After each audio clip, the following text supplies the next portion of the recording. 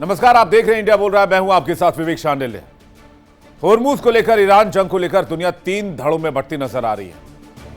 एक वो देश है जो अमेरिका के साथ खड़े हैं, एक वो देश है जो ईरान के साथ खड़े हैं, और कुछ देश ऐसे भी हैं जो न्यूट्रल हैं। लेकिन इन सब के बीच first world war, second world war की कहानी याद आने लगती है।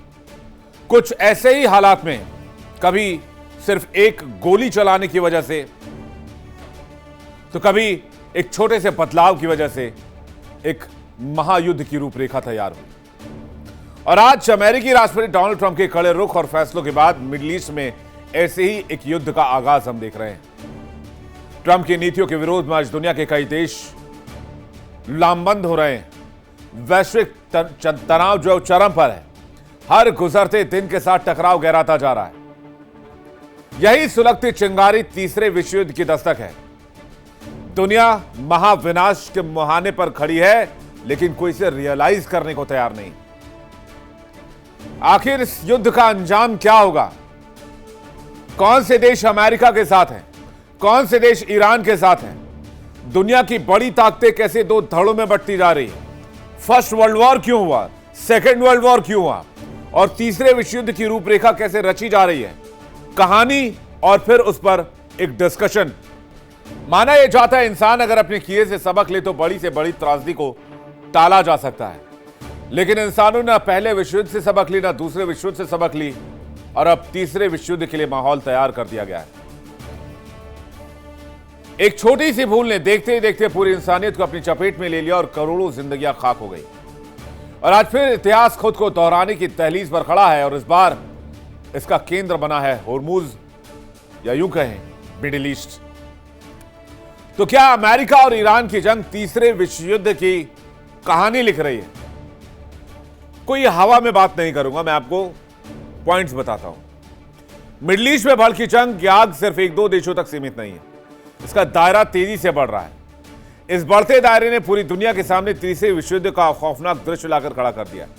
एक्सपर्ट्स का मानना है कि अमेरिकी राष्ट्रपति डोनाल्ड ट्रंप के अड़ियल रुख और कड़े फैसलों ने इस सुलगती आग में घी डालने का काम किया है। अब कैसे सीन बन रहा है, इसको समझने के लिए आपको पहले वर्ल्ड वॉर 1 और वर्ल्ड वॉर 2 की कहानी समझनी होगी, जो मैं आपको संक्षेप में सुनाता हूं। 1914 से 1918 तक वर्ल्ड वॉर 1 हुआ, जिसमें जर्मनी, ब्रिटेन, फ्रांस और रूस में सैन्य शक्ति बढ़ाने की प्रतिस्पर्धा थी। ऑस्ट्रिया हंगरी के युवराज फ्रांस फर्नांडिस के सर्बिया समर्थक युवक ने हत्या की। ऑस्ट्रिया ने सर्बिया पर हमला कर दिया। गुटबंदी के कारण एक देश दूसरे में खिंचते चले गए। धीरे धीरे इसमें जर्मनी, फ्रांस, ब्रिटेन, रशिया भी शामिल हो गए और यह वर्ल्ड वॉर बन गया। यानी सिर्फ एक गोली चली थी, सर्बिया समर्थक युवक ने हत्या कर दी थी हंगरी के युवराज की, और यह घटना वर्ल्ड वॉर में तब्दील हो गई। अब आ जाए सेकेंड वर्ल्ड वॉर 1939 से 1945 तक। जो लोग कहते हैं इससे वर्ल्ड वॉर नहीं होता है या सब कुछ बड़ा नहीं होगा, मैं उनको बताना चाहता हूं, पहले विश्व युद्ध के बाद जर्मनी पर भारी दंड लगा, अपमानित किया गया, आर्थिक बोझ डाला गया। 1939 में जर्मनी ने पोलैंड पर हमला कर दिया। ब्रिटेन और फ्रांस ने जर्मनी के खिलाफ युद्ध घोषित कर दिया। यूरोप से फैलकर यह युद्ध एशिया, अमेरिका तक पहुंच गया और सेकेंड वर्ल्ड वॉर हो गया। न जर्मनी को अपमानित करते, न जर्मनी के अंदर राष्ट्रवाद वाली भावना पैदा करके हिटलर इतना बड़ा शासक बनता और इतना बड़ा युद्ध करता। आज आप उस जगह पर रशिया को रखकर देखिए, आपको सेम सीन नजर आएगा। अब आ जाइए वर्ल्ड वॉर 3 का जो सीन बना हुआ है। मिडिल ईस्ट में इसमें विश्व युद्ध 3 का सीन बन रहा है। ईरान पर लगातार बीते 6 दिन से अमेरिका हमले कर रहा है। ईरान ने स्ट्रेट ऑफ होर्मुज को बंद किया हुआ है। ईरान की मदद के लिए रशिया ने डूम्सडे प्लेन भेजा है। मिडिल ईस्ट में सऊदी बनाम यमन का युद्ध भी शुरू हो गया है। ब्रिटेन, फ्रांस, जर्मनी भी लड़ाई में है। रशिया और यूक्रेन भी लड़ाई में है। रशिया, नेटो भी लड़ाई में है। नेटो ने 5000 सॉर्टीज का वादा किया है और नेटो के 3 एयरक्राफ्ट मिडिल ईस्ट की तरफ बढ़ रहे हैं। तो क्या यह मजाक चल रहा है? यही तो है वर्ल्ड वॉर का सीन। और क्या वर्ल्ड वॉर का सीन होता है? और अगर यहां से एक कदम भी आगे गए, याद कीजिए मैंने आपको बताया था, बार बार आगाह किया था, लड़ाई शुरू होने से पहले भी कहा था कि अगर एक भी गोली चलाई गई मिडिल ईस्ट में अमेरिका की तरफ से तो इसके बाद दुनिया सिर्फ तबाही देखेगी। और पिछले 130 दिन में इस बात की गवाही है कि मेरी वो बात बिल्कुल सटीक साबित हुई। तो क्या हम थर्ड वर्ल्ड वॉर की तरफ बढ़ रहे हैं? बातचीत करने के लिए मेहमानों का एक बड़ा पैनल हमारे साथ मौजूद है। Brigadier Vinod Dutta, defence expert colonel S K Malik, defence expert doctor Dheeraj Kaul, geopolitical expert America से लाइव मौलाना असलम, ईरान मामलों की जानकार। आप सभी मेहमानों का बहुत स्वागत है। मैं सबसे पहले यूएस का रुख करता हूं, डॉक्टर धीरज कौल जो कि यूएस से हमारे साथ जुड़े हुए जियोपॉलिटिकल एक्सपर्ट है। उसके बाद मैं डिफेंस की तरफ और फिर ईरान की तरफ आता हूं। तो क्या धीरज कौल हम थर्ड वर्ल्ड वॉर की तरफ जा रहे हैं?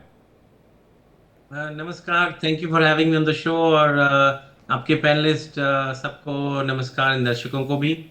देखिए, इट्स इज़ वेरी अनफॉर्चुनेट जिस दिशा में चीज़ें जा रही हैं। और क्योंकि मैं फाइनेंशियल मार्केट से जुड़ा हूँ, मेरा बहुत बड़ा कंसर्न है इस टाइम रेड सी जो हूती का एरिया है, जो सदर्न सदर्न एरिया है जो कि रेबल्स कंट्रोल करते हैं। वहाँ पे अभी आपने सुना था रिसेंटली एक प्लेन लैंड करने की कोशिश की सना में। सऊदी एयरफोर्स ने उसको उड़ा दिया और उसके बाद वो दूसरी जगह लैंड किया। उसके बाद हुतीज ने मिसाइल अटैक्स किए हैं वापस सऊदी के ऊपर, और अब सऊदी का इन्वॉल्वमेंट इस वॉर में होने की आशंका है। और अगर ये जो मैं बात कर रहा हूँ जिस रेड सी स्ट्रेट की, अगर वो ब्लॉक हुआ तो आज की डेट में 12% वर्ल्ड का क्रूड वहां से जाता है। तो हम देख पाएंगे कि अगर दोनों डबल चोक पॉइंट्स हो गए, रेड सी एंड हरमुज, तो 25% of all the global crude will be immediately affected, up to 32%। तो कहीं ना कहीं ये बहुत ही डेंजरस डेवलपमेंट है। अभी रिसेंटली ट्रंप ने ट्वीट किया था कि हम बात की थी कि हम 20% चुंगी लेंगे, और अभी कुछ मिनट पहले उन्होंने अपना स्टेटमेंट भी रिट्रैक्ट कर लिया है। तो उनके statements you have to take it with a pinch of salt. लेकिन ओवरऑल जो स्थितियां आप बिल्कुल सही पॉइंट आउट कर रहे थे, हमने कुछ नहीं सीखा। बहुत मुश्किल से कुछ एमओयू इनिशिएट हुए थे जो बहुत वीक थे, अनफॉर्चुनेटली टूट गए। ये इसमें सबसे बड़ा नुकसान एक कॉमन आदमी का होगा जो कि ईरान में बैठा है, जो अमेरिका में बैठकर एक्सपेंसिव गैस पे कर रहा है, इंडिया में कर रहा है, जो पीस लविंग है। और नेट नेट इसका मुझे ना ईरान की जनता, ना अमेरिकी जनता, ना मिडिल ईस्ट, मुझे डायरेक्टली किसी का फायदा इसमें नहीं दिख रहा। हाँ, कुछ लोग इससे डेफिनेटली पैसा कमाएंगे, लेकिन ओवरऑल डेफिनेटली चीजें हमें तीसरी वर्ल्ड युद्ध की तरफ दिख रही हैं, क्योंकि अब नेटो भी इन्वॉल्व होने वाला है। क्योंकि सऊदी का जो तेल ईस्ट वेस्ट कॉरिडोर के थ्रू वो डाइवर्ट करके रेड सी के थ्रू भेज रहे थे, अगर वो चोक हो गया तो यूरोपियन यूनियन पे बहुत बड़ा मार आएगा। और मुझे लगता है नेटो की कंट्रीज एक्टिवली इसमें इन्वॉल्व होंगी, which will escalate the war. और at the end of the day ये मत भूलिए कि सऊदी और पाकिस्तान का भी पैक्ट है। तो देखने में आएगा कि क्या पाकिस्तान भी कुछ अपने जो उनका वेस्ट फ्रंट है ईरान के साथ, उस पर कुछ एक्शन करेंगे। ऑल दो उनकी बात पे विश्वास तो करना बहुत मुश्किल है, लेकिन ओवरऑल मेरे मेरे अकॉर्डिंगली ईरान के कॉमन मैन के लिए ये बहुत ही अनफॉर्चुनेट टाइम है। और ओवरऑल ग्लोबल इकोनॉमी भी रिसेशन और स्टैग्फ्लेशन की तरफ मुझे लगता है बढ़ रही है।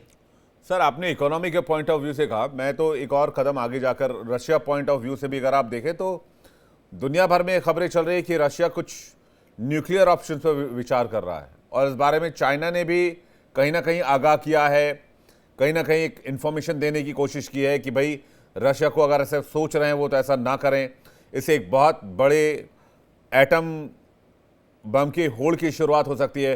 ब्रिगेडियर विनोद दत्ता जी, आप क्या सोचते हैं? क्या दुनिया एक बार फिर से एक विश्व युद्ध की तरफ बढ़ रही है?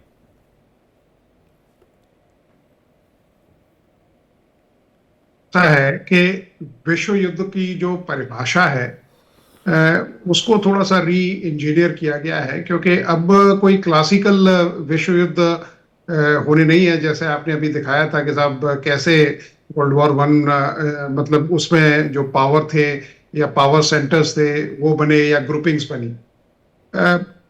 मैं तो कह रहा हूं कि world is already at war. तो जिस तरह की ग्रुपिंग्स बन रहे हैं उससे यही लगता है, क्योंकि देखिए आजकल कोई भी देश अकेला नहीं लड़ता है। आप रशिया यूक्रेन का उदाहरण देख लीजिए, पावर रेशियो 1:5 का था, और रशिया ने कभी ये तवक्को नहीं की थी कि साहब ये ऑपरेशन इतना लंबा खिंच जाएगा। उसे ये उम्मीद थी कि 2 या 3 हफ्ते में इस पूरे ऑपरेशन को वाइंड अप कर लेंगे और जो डॉनबास का एरिया है उसको वो हथिया लेंगे। लेकिन जिस तरह से ये चल रहा है, आज 5वां साल उसमें एंटर हो चुका है। यही चीज ईरान के साथ हो रही है, यही चीज बाकी देशों के साथ होती है।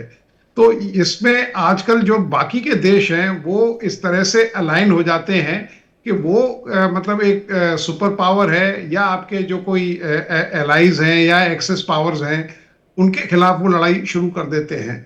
तो यहाँ कोई इस तरह का क्लासिकल मतलब वर्ल्ड वॉर नहीं होने वाला है कि साहब ये देश उस पर हमला कर रहा है, वो उस पर हमला कर रहा है। लेकिन हाँ, जिस तरह से प्रत्यक्ष और अप्रत्यक्ष रूप से सामरिक तौर पे इमोशनल सपोर्ट और भी इस तरह के कई सपोर्ट जो हैं वो दिए जाते हैं। अभी देखिए, रशिया ने एक बहुत बड़ा कदम लिया है और उसने ईरान के लिए अभी काफी उसने एरियल प्लेटफॉर्म्स भेजे हैं। तो ये बताता है कि साहब किस तरह से अब जो युद्ध का प्रारूप है या जो लैंडस्केप है वो चेंज हो गया है। तो आजकल